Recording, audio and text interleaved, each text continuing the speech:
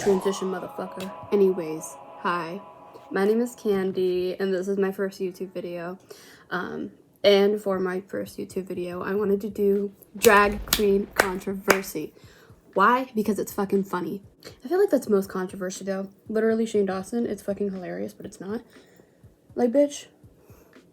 Anyways, for this video, I'm covering Sherry Pie. She's from season 12 of RuPaul's Drag Race that aired in 2020. The height of the pandemic, which is just, mwah, it was great. It was like the very start of the pandemic, I think, because all this stuff was coming out in March. Sherry got disqualified off of season 12. The reason for sexual misconduct. Sherry is not the only one who faces sexual allegations on RuPaul's Drag Race, but she is the first to be disqualified for that reason, because it happened during filming. Yikes, motherfucker. Yikes. Before getting into it, I was super interested in Sherry and with her name, and just her drag in general. She seemed really funny and just like a good drag queen. Which is also another funny thing, is she would have gone to finals. But because she got disqualified, she just wasn't there. Which, she fumbled that fucking bag real bad. Girl, you almost made it to finals. You decided to pull this shit?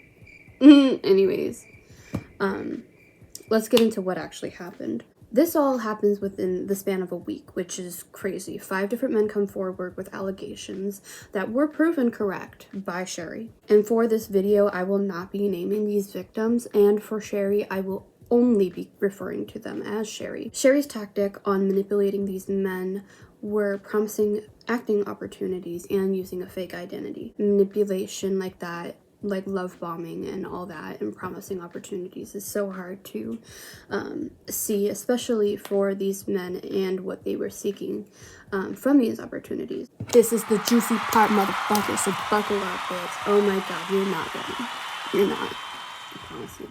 Obviously, she never, like, fully committed to these promises. Like, that's just obvious. She did come out with an apology saying, "Sorry to the men that I have hurt," and she is getting help, which she did not specify on what or what she is getting help with, which is scary. But I am glad that she did get help eventually. Bitch, it doesn't stop there. We got the details on what fucking happened. Bruh. Hold your horses on this shit. Swear to God. On March 4th of 2020, a victim had come out with a long post on Facebook of an update with his story with Sherry and what had happened. The victim had come out and said that Sherry went to the same musical program as them. After he graduated, a friend had reached out and said that there is an opening for an audition. And to contact... Look, it's me editing. I said contact instead of contact. Am I okay? Definitely not. Not with contact. The fuck? Allison Mossy. Remember that name. Allison Mossy. After the victim had contacted them over a span of 150 emails, Allison asked for a video audition for the role that they were giving. He states that this is when things get uncomfortable. I'm not surprised. You can see this from a mile away that Allison Mossy is Sherry. Remember this, Allison Mossy is Sherry. He quotes, "I had to film scenes that felt particularly sexual and awkward, but the opportunity seemed too good to let over the sexual nature and or get in the way." Come on, girl. Like, to anyone out there, if you have a deep feeling or a gut feeling that something is wrong, it is wrong. There is something wrong. Trust your gut feeling, girl. If something seems too good to be true, it is. 9 times out of 10, it is, girl. So manipulation is really hard to get over, and realizing that you're being manipulated is also even harder. He goes on saying, "I simply told myself that my parents wouldn't be allowed to see the show, but I wanted the professional experience and the bright and shiny object on my resume." Which is so sad. Again, these men were just trying to get experience and trying to, like, build their careers off of this. And the fact that Sherry tried to manipulate and got away with it for quite a while is really sad. Bitch, get ready for what happens next, because God Damn! He states, the specifics of the video submissions I sent were of me taking steroids and immediately growing larger muscles and gaining physical strength and power. I don't know about you, but that sounds like a fetish. No, I'm not gonna look it up. I almost was like, I'm gonna look it up. He states, Sherry talked about how his armpits began to stink and how much he liked that.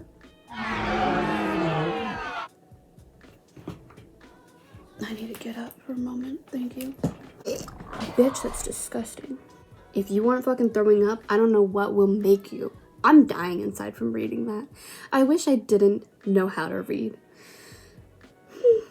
He then states, I hadn't listened to my gut instinct about how uncomfortable I was. I had to send suggestive videos of myself, and I didn't know what the videos were being used for. That is so heartbreaking to hear, especially if you're just wanting to live up to your dreams. It's fucking disgusting. He later then researches the place that Sherry had said that he worked for, found out that they weren't working for that company. I can't imagine the panic that he must have felt when he found out that Sherry didn't work for this place and that he was sending these videos just to send them. But bitch, it doesn't stop there. It doesn't stop. He later contacts the friend who had suggested he should reach out to Allison Moss, which is the fake identity Sherry used, and found out that Sherry recommended Allison Moss to the friend of the victim. It's all come together. It's all come together. It's connected. If that isn't the biggest twist you've ever heard in your life, I don't know what will. Bruh, that is mind-boggling. Doesn't stop there, though. Obviously. Obvious. He states, one of my best friends told me that a colleague who had worked with Sherry also had the same experience with Mossy, which is Sherry. It gets better. He then states, another friend had said the same thing that happened to someone he knew. Her friend was also in close contact with Sherry. Whenever Sherry seemed to go, Allison would follow. Since being open about my experience, 6 people have contributed stories with me. Oh my god, look, it's me editing again. You can't really see me, apologies. Let me get some lighting. Anyways, I misunderstood the article. 6 people helped the first victim come forward with it. I'm pretty sure that's what the article is saying. But 4 people came forward after the first person came forward with these allegations. In total, that is 5. So there's I don't know if there's more or if it's just those 5. Again, in the video I say that I'm not surprised if there were more, but yeah, I misunderstood the article. 6 people talked about it.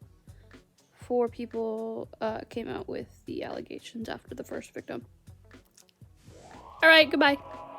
That is insane. Considering in the beginning of the video, I had said there was 5. There's multiple. There's probably so many more. And I wouldn't be surprised if there were more people to come out and say that Sherry did this to them. Since the first victim came forward, 4 more have come forward. Of the 6, I'm pretty sure. They came forward on BuzzFeed News, though.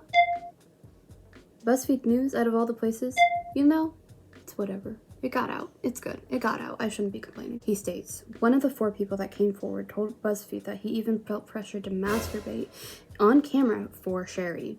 Fucking big yikes. Jesus Christ. He then states, the victim said that Sherry suggested he get into the bathroom and masturbate in order to feel more macho. Gross. After coming back, Sherry then suggested he do it again on camera, and unfortunately the victim did, as he was told. Surprisingly, Sherry didn't deny any of these allegations and actually apologized and came forward with saying that he got help, like I said in the beginning of the video, but I'll get more in depth on the apology. Was this apology great? No, it was shit. But this is what she had to say. This is Sherry. I wanted to start by saying how sorry I am and I caused such trauma and pain and how horribly embarrassed and disgusted I am with myself, he wrote. He started saying his actions were due to mental illness, which I believe. I think that most people who commit crimes do have some sort of mental illness. that would drive someone to do something like this, especially sexual ones and ones that are extreme. He then states, "I know the pain and the hurt that I have caused will never go away, and I know what I did was wrong and truly cruel. Until being on RuPaul's Drag Race, I really never understood how much mental health and taking care of things meant." Which I think is absolute bullshit. Why did it take you to go onto a national television show for you to realize how fucked up you are? Bitch, are you serious? He then goes on saying that because of being on RuPaul's Drag Race, it's important to be truthful and loving yourself, which is RuPaul's whole thing. Literally, her slogan is, if you can't love yourself, how the hell are you gonna love someone else? Somebody else, sorry. Ooh. Which again, I think it's fucking bullshit that it took you that long to realize how fucked up and mentally ill you are. Oh my god. RuPaul's Drag Race addressed this very quickly and I think very professionally on their part. But on March 6th of 2020, the official Twitter account tweeted, "Sherry has been disqualified from RuPaul's Drag Race out of respect for the hard work of the other queens. VH1, which is where they air it, will air the season as planned. She will not appear in the grand finale schedule, to be filmed later this spring." And of course, they can't really do anything with the stuff that they had already filmed, and it would take way too goddamn long to refilm it, and they would probably have different outcomes for the queens that were on the show, which I don't think is fair to them. So what did they do? They edited out Sherry from most of the episodes. Like I said in the beginning of the video, I remember her being in like the first like 2 episodes or 1, but I'm pretty sure if you go back now, she's no longer there in any of the episodes. Funny enough though, Cher seemed to have done very well and could have gone to the finale, which is fucking hilarious, girl. Again, you fumbled that bag pretty bad. So that's fucked up on her part. Unfortunately, another queen, Britta, who was on the same season, which is kind of funny, also is accused of sexual assault of a man during his sleep in 2018. But Britta denies any of these allegations. Again, these are all on Facebook. What's with Facebook and BuzzFeed? Are they special? I don't know. I was super disappointed, and it's unfortunate because I thought she was a really funny person, and I loved her name and her drag, and I thought she was going to be so cool. And I was so disappointed not seeing her on the show. But anyhow, that was 3 years ago, which is crazy. And with the new season RuPaul's, I'm so excited for Sugar and Spice. I followed them on TikTok before RuPaul's Drag Race, so I'm super excited to see them churn out, and they're doing really good. The first episode was really, really good, and they did awesome. I also wanted to clarify, if you or a loved one has experienced sexual assault, I will leave resources and websites and phone numbers that you can call for help. And I think it's important that people go to therapy, just in general, not even for sexual assault or anything extreme.